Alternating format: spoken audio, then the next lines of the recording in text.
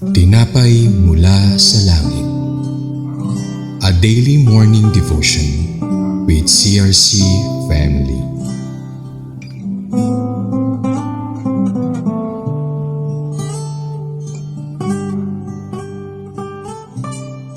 Isang mapagpalang umaga po sa bawat isa. Ako po si Sister Jolina Kahigaw mula sa CRC San Pedro Daughter Church. Samahan niyo po kami sa ating programang Tinapay Mula sa Langit, ang pang-araw-araw nating debosyon sa salita ng Diyos. Ngayong umaga ay matutunghayan natin sa bilang 1 verse 47 to 54 na may pamagat na The Special Case of the Tribe Levi. Ngunit bago po tayo magpatuloy, tayo dumako sa isang maikling panalangin. Lord, maraming salamat po sa panibagong umaga na inyo pong ibinigay sa bawat isa. Lord, naway patuloy niyo pong buksan ng puso't isipan ng bawat isa na tanggapin ang salita mo sa kanilang buhay. Dahil alam namin, Lord, na ang mga salita mo ang siyang aming patnubay at gabay sa aming pang-araw-araw na pamumuhay. Naway patuloy niyo pong pagpalain ang bawat isang naririto. Ito po ang aming dalangin sa pangalan ni Jesus. Amen. Bilang 1 verse 47 to 54. Ang mga Levita ay hindi kabilang sa census na ito. Verse 48, sapagkat ganito ang bilin ni Yahweh kay Moises. Verse 49, huwag mong isasama sa census ng Israel ang mga Levita.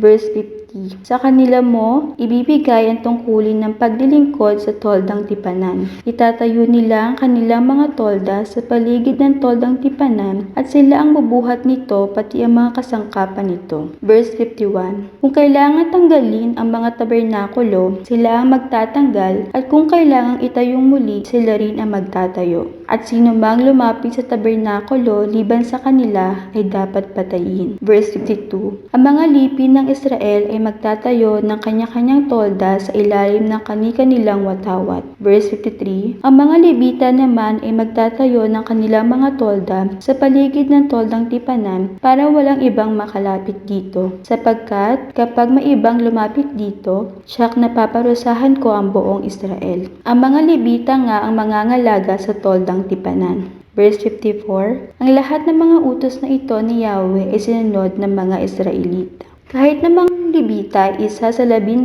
tribo ng Israel, iniutos ni Yahweh na huwag silang bilangin. Ang dahilan na ibinigay niya ay ang mga Levita ay tinalaga na sila mag-aalaga at magdadala ng tabernakulo, ang tahanan ng Panginoon sa gitna ng kanyang mga tao. Kaya sila ay dapat na hindi kasama sa tungkuling militar. Ang dahilan kung bakit ang mga Levita ay hindi kasama sa census ay dahil ang Panginoon ay nagsasalita kay Moises na sinasabi sa kanya na ang lipi lamang ni Levi ang hindi mo bibilangin ni hindi mo dapat ibilang ang kanilang census sa mga anak ni Israel. Kaya inilaan sila ng Panginoon para sa isang tiyak na gawain na may kaugnayan sa tabernakulo at sa pagsamba sa Diyos. Ang gawaing nais ng Panginoon na gampanan ni Moises ay ang paghirang ng mga Levita sa tabernakulo ng patotoo at sa lahat ng kagamitan nito at sa lahat ng nauukol dito.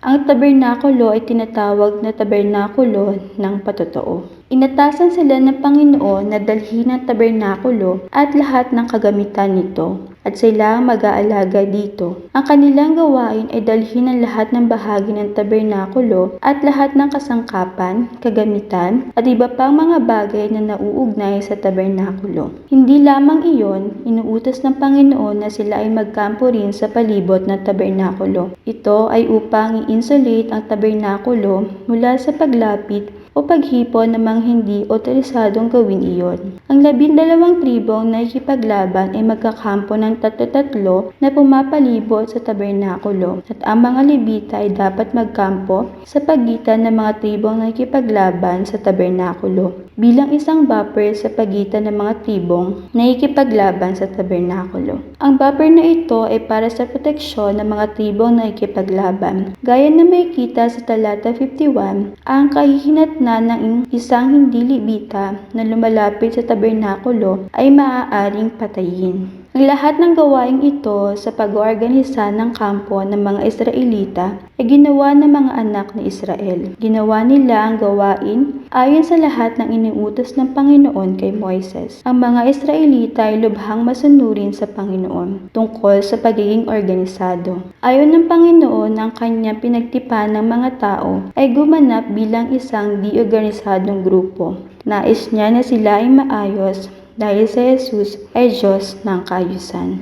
Ang pagsunod sa utos ng Diyos ay mahalaga at ito ay nagpapakita ng ating pagmamahal sa Kanya. Sabi nga po sa John 14 verse 15, "Kung iniibig ninyo ako, tutuparin ninyo ang aking mga utos." Bilang pagtatapos, ang ating conclusion ay matatagpuan sa John 14 verse 15. Ang tumatanggap sa mga utos ko at tumutupad sa mga ito, ang siyang umiibig sa akin. Ang umiibig sa akin ay iibigin ng aking Ama. Iibigin ko rin siya at ako'y lubusang magpapakilala sa Kanya. Jesus give us rules so we need to follow. So tayo po ay manalangin. Lord, maraming salamat pong muli sa araw na ito niyo pong ibinigay po sa amin. Salamat Lord sa mga salita mo na inyo pong ibinigay na tunay nga Lord na kailangan naming sundin ang iyong mga utos dahil alam namin Lord na ito ay nakakabuti para sa bawat isa po sa amin. Salamat Lord sa patuloy na paggabay po sa amin sa araw-araw, sa walang sawang pagmamahal, sa walang sawang pagpapala na po tuloy niyo pong ipinagkakaloob po sa bawat isa po sa amin.